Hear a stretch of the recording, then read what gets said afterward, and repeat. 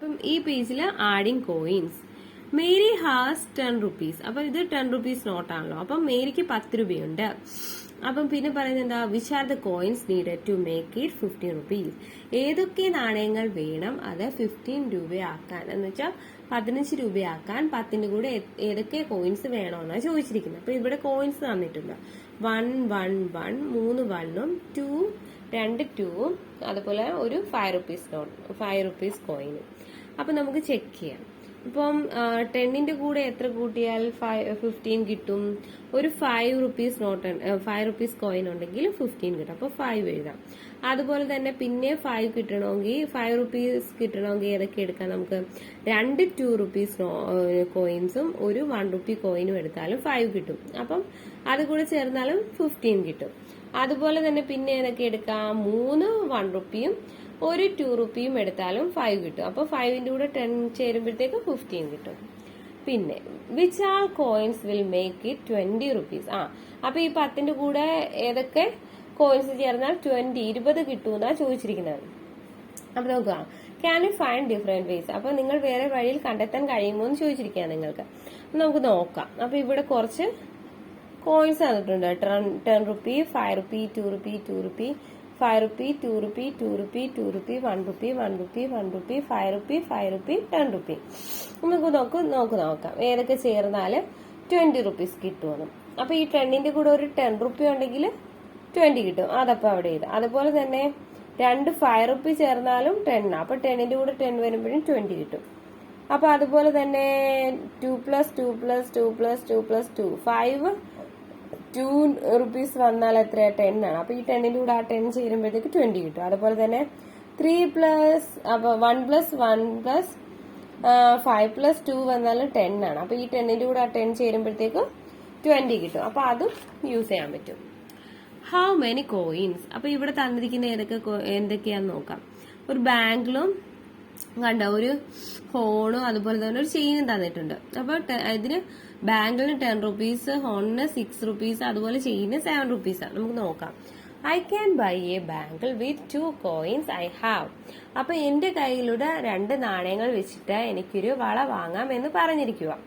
അപ്പൊ ഏതൊക്കെ നാണയങ്ങൾ, 2 നാണയങ്ങൾ ചേർന്നാലാണ് 10 റുപ്പി കിട്ടുക. ഒരു 2 5 റുപ്പീസ് ചേർന്നാൽ 10 റുപ്പീസ് കിട്ടും. അപ്പൊ 5 + 5 അപ്പൊ 10. അപ്പൊ വിച്ച് കോയിൻ എന്നുള്ളടത്ത് 5 എഴുതാം. To buy a horn I must give 3 coins I have. എനിക്കൊരു ഹോൺ വാങ്ങാനായിട്ട് ഞാൻ എന്റെ കയ്യിലുള്ള 3 നാണയങ്ങൾ കൊടുക്കണമെന്ന് പറഞ്ഞിരിക്കുക. വിച്ച് കോയിൻ, ഏത് കോയിനാന്നും ചോദിച്ചിട്ടുണ്ട്. അപ്പം ഹോൺ, അപ്പൊ ആദ്യം എന്ത് ചെയ്യണം, ഹോൺ എത്ര രൂപയാണെന്ന് ചെക്ക് ചെയ്യണം. അപ്പൊ 6 രൂപയാണ്. അപ്പൊ 6 റുപ്പീസ് കിട്ടണമെങ്കിൽ ഏതൊക്കെ കോയിൻസ് ചേർന്നാലാണ് 6 റുപ്പീസ് കിട്ടുക എന്ന് നോക്കണം. അതുപോലെ തന്നെ 3 കോയിൻസും വേണമെന്ന് പറഞ്ഞിട്ടുണ്ട്. അപ്പം 3 2 റുപ്പീസ് കോയിൻസ് ചേർന്നാൽ 6 കിട്ടും. അപ്പം 2 റുപ്പി എഴുതുക. പിന്നെ I have 2 coins I can buy A chain with these. അപ്പൊ ഇതെന്താ, ഇയാൾ എന്താ പറഞ്ഞിരിക്കുന്നേ, എന്റെ കയ്യിൽ 2 നാണയങ്ങളുണ്ട്, എനിക്ക് ഈ നാണയങ്ങൾ വെച്ചിട്ട് ചെയിൻ വാങ്ങാം എന്ന് പറയും. അതുപോലെ തന്നെ വിച്ച് ആർ ദി കോയിൻസ്, ഏതൊക്കെയാണ് ആ നാണയങ്ങളെന്ന് ചോദിച്ചിട്ടുണ്ട്. അപ്പം ഓൾറെഡി പറഞ്ഞു 2 കോയിൻസ് ആണുള്ളത്. ആ 2 കോയിൻസ് വെച്ചിട്ട് ചെയിൻ വാങ്ങാനാണ് പറയാം. അപ്പൊ ചെയിൻ എത്ര രൂപയാ, 7 റുപ്പീസ്. അപ്പൊ 7 കിട്ടണമെങ്കിൽ ഏതൊക്കെ 2 നാണയങ്ങൾ ചേരാം, 5ഉം 2ഉം വന്നാൽ 7 കിട്ടും. അപ്പൊ 5 റുപ്പീസും 2 റുപ്പീസും അവിടെ എഴുതുക. പിന്നെ മൈ പിഗ്ഗി ബാഗ്.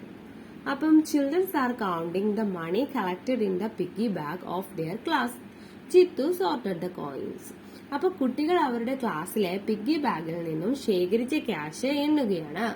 ജിത്തു നാണയങ്ങൾ തരംതിരിച്ചു എന്ന് പറഞ്ഞിട്ടുണ്ട്. പിന്നെന്താ പറയുന്നേ, let us sort and count the coins. നമുക്ക് നാണയങ്ങൾ തരംതിരിച്ച് എണ്ണിയാലോ എന്ന് ചോദിക്കുകയാണ്. അപ്പം ഈ കുട്ടി പറയുന്നു, how much do you think we have.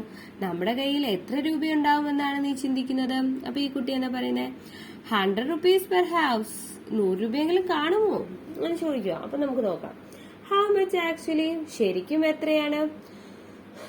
അപ്പോഴത്തേക്ക് നമുക്ക് നോക്കാം. 1 റുപ്പി കോയിൻസ് എത്ര എണ്ണം ഇവിടെ കൊടുത്തിരിക്കുന്നത്, 8 എന്ന് കൊടുത്തിട്ടുണ്ട്. അപ്പൊ റുപ്പീസ് വരുമ്പോഴത്തേക്കും എങ്ങനെ, 8 എണ്ണം ഉണ്ടെങ്കിൽ 1 റുപ്പി വരുമ്പോ എത്രയാ, 8 റുപ്പീസ് തന്നെയാ. അതുപോലെ 2 റുപ്പീസ് കോയിൻസ് 10 ഉണ്ടെന്ന് പറയുന്നുണ്ട്. അപ്പൊ 2 റുപ്പീസ് കോയിൻസ് 10 ആവുമ്പോഴത്തേക്കും 2 × 10 വരും. അപ്പോഴത്തേക്ക് എത്ര എണ്ണോ, 20 ആകും. അതുപോലെ 5 റുപ്പീസ് 4 ആണെന്ന് പറയുന്നുണ്ട്. അപ്പൊ 5 rupees 4 ആവും. 5 into 4 എത്രയാ? 20 ആണ്. അതുപോലെ 10 rupees കോയിൻസ് 5 ആണെന്ന് പറയുന്നത്. അപ്പൊ 10 into 5 എത്രയാ? 50 ആണ്. They sorted coins into sets of 10 rupees remaining in a single set. അപ്പോൾ അവർ ഈ നാണയങ്ങള് 10ന്റെ കൂട്ടങ്ങളാക്കി വെച്ചു, ബാക്കിയുള്ളവയെ വേറൊരു കൂട്ടമായും വെച്ചു എന്ന് പറയുക. ഹൗ മെനി സെറ്റ്സ്, എത്ര സെറ്റ്സ് ഉണ്ടെന്നും ചോദിച്ചിട്ടുണ്ട്.